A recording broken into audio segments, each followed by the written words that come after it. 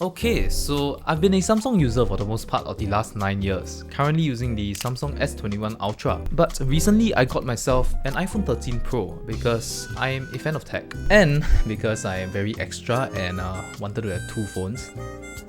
And I must say, I love the iPhone. I've been using the iPhone 13 Pro for the past few weeks in conjunction with my S21 Ultra. And don't get me wrong, I still use my S21 Ultra on the regular, but the iPhone has pretty much become my go-to phone when it comes to everyday usage. So what do I mean by everyday usage? I guess simple things that you would use your smartphone for. Receiving messages and phone calls, using social media like Instagram and TikTok, and listening to Spotify. The overall experience of using the iPhone just feels so natural. The fluidity, the polish, and the ease of use for a filthy casual like myself. I'm just going to list down some of the things that I really like about the iPhone, from the way I personally use a smartphone, and I'm also going to say some of the things that I didn't really like as well. And this is from the perspective of a Samsung and an Android user for the past few years. But before we begin, I am proud to announce that I am going to be hosting a giveaway on my Instagram page. After spending 2 decades sitting on chairs with no regard for the integrity of my spine, my back decided one day, enough was enough. Sitting down for 12 hours a day on chairs hell-bent on snapping my backbone to half was not going to be sustainable if I wanted to live, let alone do any form of productive work. It was then that I found out about the Ergotune Supreme. Like a messenger descending from the heavens, a friend of mine said in the Telegram group, "Can consider a home brand if you test drive and like it though." Before sending a link to the Ergotune Supreme, my eyes widened in awe as I replied, "I'll bookmark it." And he replied, "No props, man.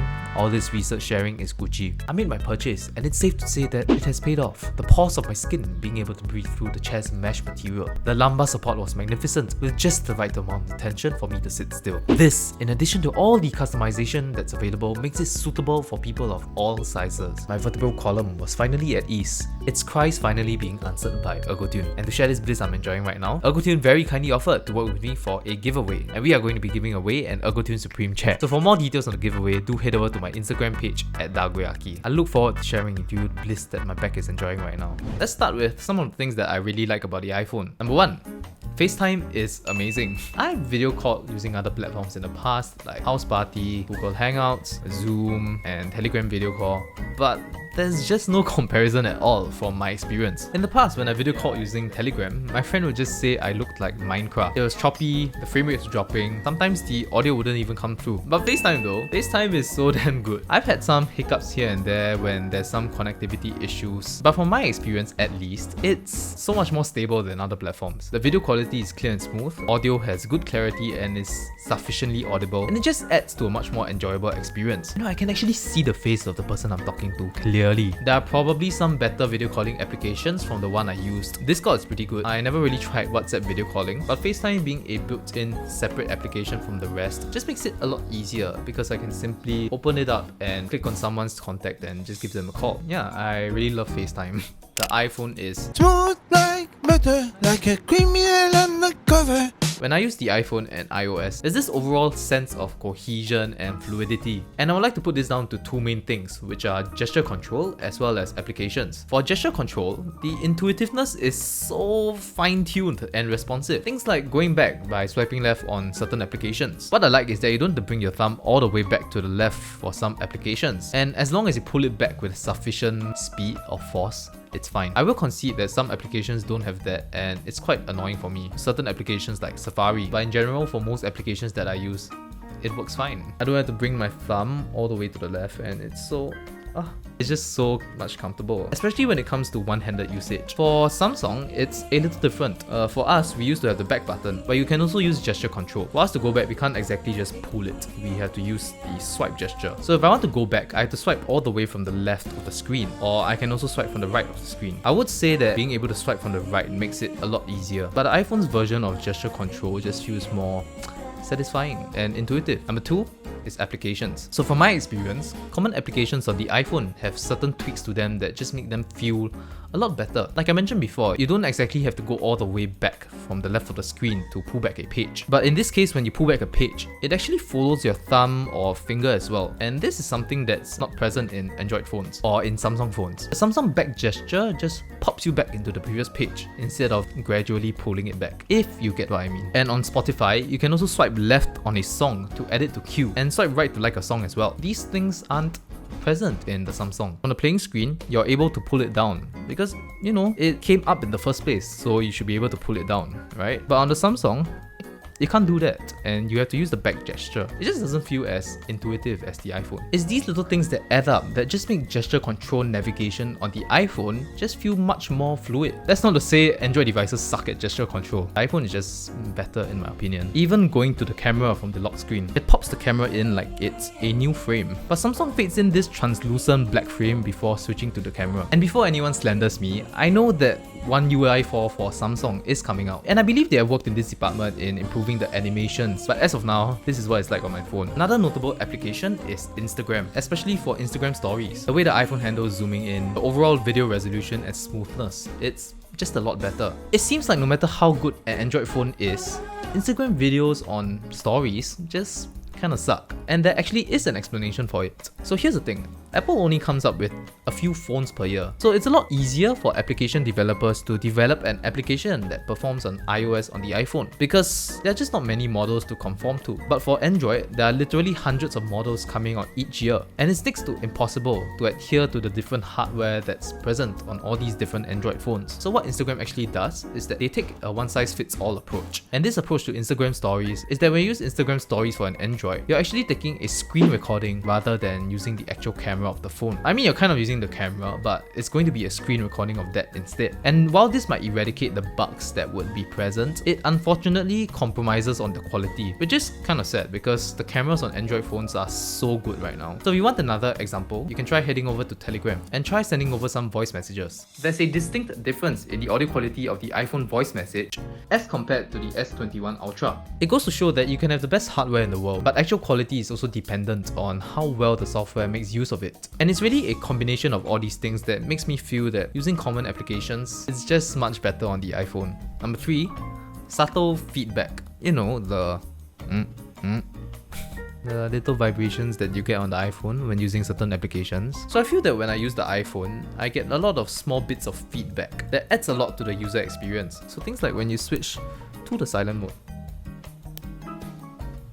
when you set a timer and changing the timings, ticking and the vibrations that go along with the ticking.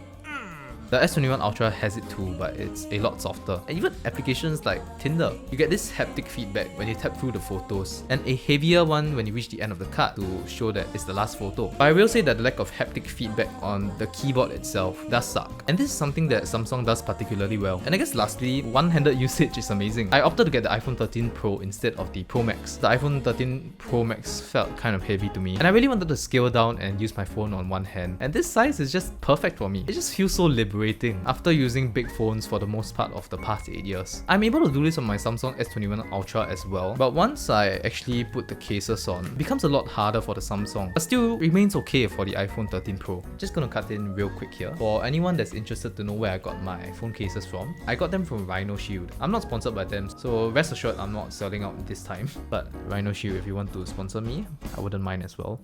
The thing about Rhino Shield is that sometimes they have collaborations with certain creators, and they do have some really cool designs on there. So the one I got for my Samsung S21 Ultra is the collaboration with PewDiePie, and the one I got for my iPhone is a collaboration with this artist called Meyoko.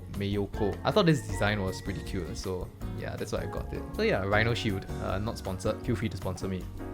But now it's time to get into some of the things that I didn't really like about the iPhone.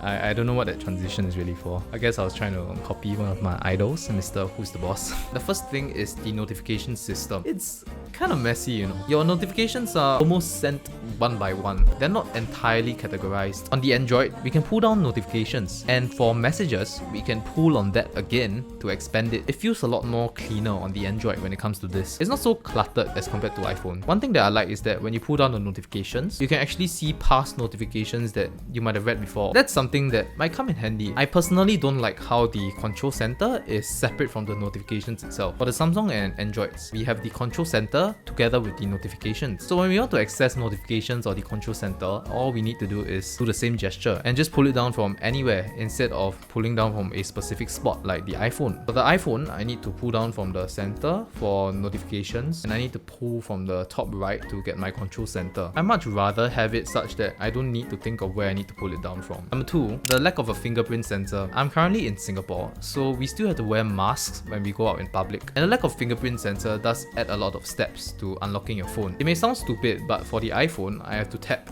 6 times for my passcode to unlock my phone if I'm not using Face ID. But for my Android, all I need is a tap. 1 step. There's a lot more actions required for me to unlock the iPhone as compared to the Samsung. I will say though that when Face ID works, it's amazing and I love it. One simple and subtle thing that really impressed me was that when you lift up your iPhone, it automatically activates the lock screen, and if Face ID works, it just unlocks your screen already. But it still is a shame that there's no fingerprint sensor, considering the world that we live in now where masks are a norm. And the last con of the iPhone is the lack of customization options. One big perk the Android has over the iPhone is the customization. In my case, I can customize the lock screen, I can have an edge panel where I keep my commonly used applications, I can download themes on my phone, and have an always on display that shows new notifications at a glance. Android gives you all these options and things that allow you to make your phone feel like a representation of yourself, or just customize in a way that's optimal for you. But for the iPhone, not so. To be fair, a lot of the restrictions that iPhone places on its users are usually by design. And I also know you can customize your icons and wallpapers and whatever with the update that came about a year ago, but it's just a lot more tedious than the Android. Even trying to put applications and widgets at the bottom,